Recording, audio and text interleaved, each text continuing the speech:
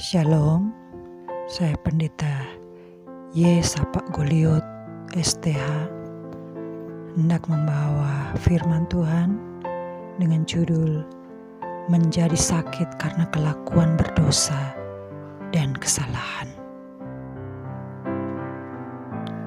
Berdasarkan Mazmur 107 ayat 17-22 yang mengatakan, ada orang-orang menjadi sakit oleh sebab kelakuan mereka yang berdosa dan disiksa oleh sebab kesalahan-kesalahan mereka. Mereka muak terhadap segala makanan dan mereka sudah sampai pada pintu gerbang maut. Maka berseru-serulah mereka kepada Tuhan dalam kesesakan mereka, dan diselamatkannya mereka dari kecemasan mereka. Disampaikannya firman-Nya dan disembuhkannya mereka. Diluputkannya mereka dari liang kubur. Biarlah mereka bersyukur kepada Tuhan karena kasih setia-Nya, karena perbuatan-perbuatannya yang ajaib terhadap anak-anak manusia. Biarlah mereka mempersembahkan korban syukur dan menceritakan pekerjaan-pekerjaannya dengan sorak-sorai. Saudara-saudaraku yang diberkati Tuhan Yesus, saat ini ada begitu banyak orang tiba-tiba menjadi sakit, bukan karena penyakit, tetapi karena ketakutan. Takut menjadi sakit, takut karena virus menyerang. Sesungguhnya, saudara-saudaraku yang sangat diberkati oleh Tuhan, firman mengatakan dalam bacaan tadi, orang-orang bisa menjadi sakit karena kelakuan berdosa dan karena kesalahan-kesalahan mereka. Di saat orang-orang menjadi sakit dan sakit, pasti mereka menjadi bingung, mencari jalan kesembuhan, pergi ke dokter yang satu lagi tidak sembuh, dokter yang lainnya lagi tidak juga kunjung sembuh, sampai harus ke luar negeri mencari rumah sakit yang terbaik hanya untuk mencari kesembuhan. Uang dan harta bisa habis demi mencari obat yang dapat melenyapkan penyakit yang sementara menyerang tubuh kita. Pada umumnya, saat orang sakit atau kita melihat orang lain sakit, berpikir bahwa setiap orang yang sakit itu pasti ada obatnya. Firman mengatakan dalam Mazmur 107 tadi di dalam ayatnya yang ke-17, ada orang-orang yang menjadi sakit oleh sebab kelakuan mereka yang berdosa dan disiksa oleh sebab kesalahan-kesalahan mereka. Ini susah disembuhkan dengan obat apapun oleh dokter siapapun di dunia ini. Tidak ada obatnya, saudara-saudara. Sangat jelas kelakuan dan kesalahan-kesalahan seseorang dapat menjadi penyebab dia menjadi sakit. Sakit yang tidak ada obatnya. Orang bertanya, kelakuan yang seperti apa yang bisa mendatangkan penyakit atau yang dapat menyebabkan orang itu sakit? Jangan jelas dikatakan kelakuan yang berdosa. Kalau ditanyakan lagi kelakuan yang berdosa seperti apa itu, kita bukan anak kecil lagi. Saat kita berbuat dosa, pasti hati nurani kita berbicara. Pasti saat kita melakukan dosa, di dalam batin kita mengatakan, kau telah berbuat dosa di hadapan Tuhan. dosa pemberontakan pada Tuhan, saudara-saudara. Ada banyak pengalaman yang terjadi. Saya selaku hamba Tuhan melayani begitu banyak orang-orang yang sakit dengan berbagai-bagai penyakit. Tetapi sebelum didoakan, dalam konseling itu didapati bahwa begitu banyak dosa pemberontakan pada Tuhan.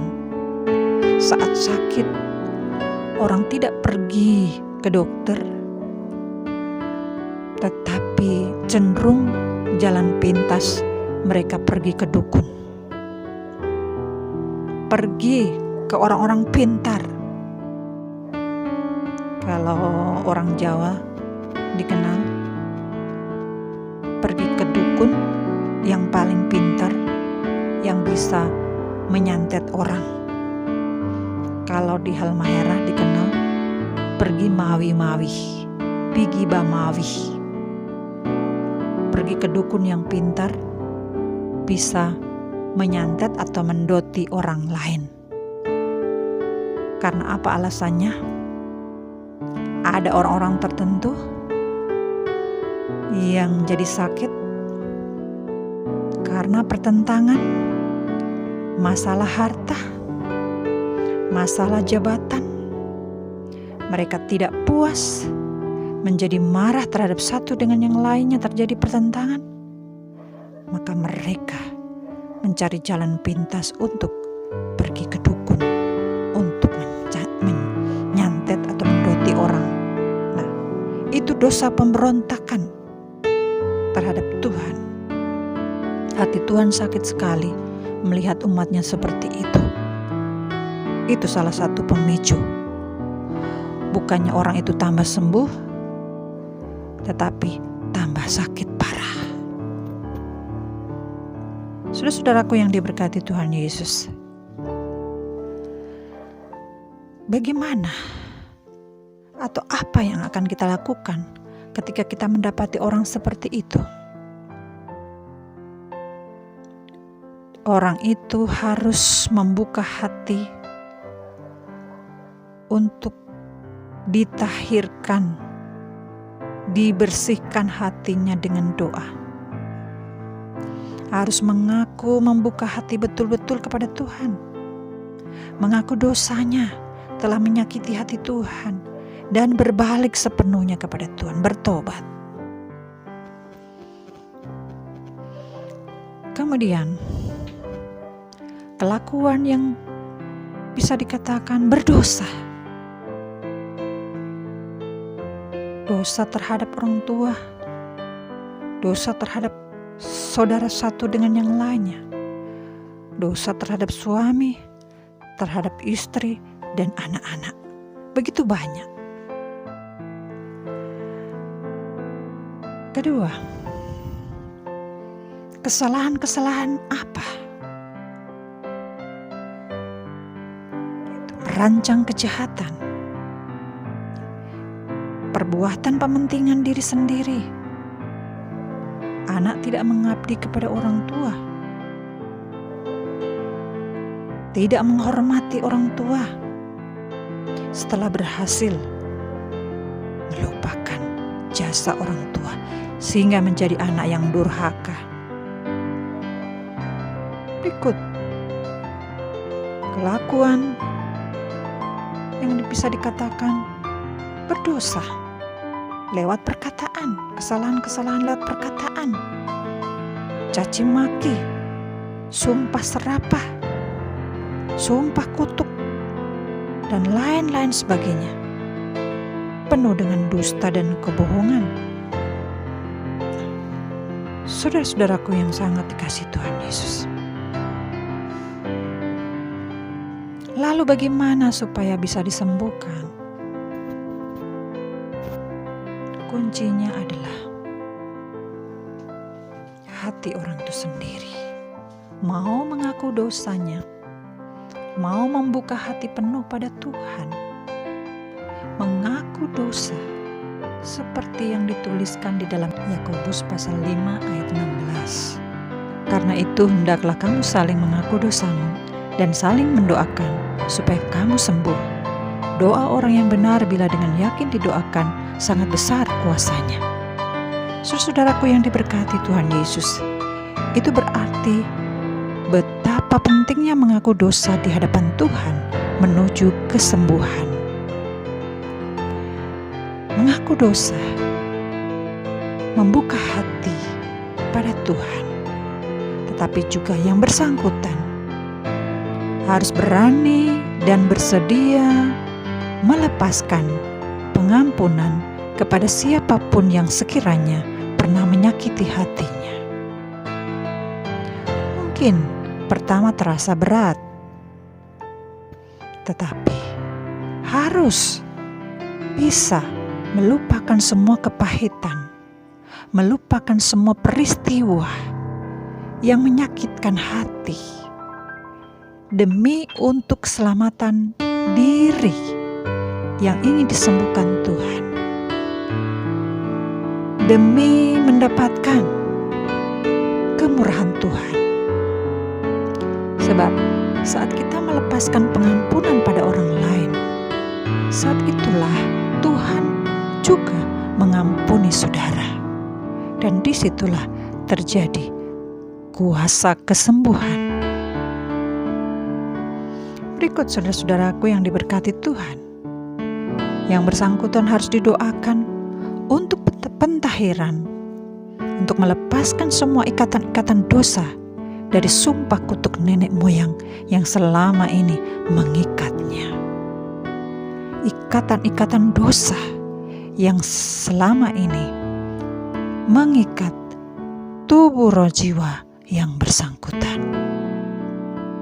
Berseru-serulah kepada Tuhan dalam kesesakan. Pastilah sembuh karena keyakinan iman dalam nama Yesus, nama yang dahsyat. Saudara-saudaraku yang diberkati Tuhan Yesus, saat engkau mengaku dosa dengan sungguh-sungguh dan tidak lagi melakukan dosa yang sama, maka kesembuhan pasti terjadi.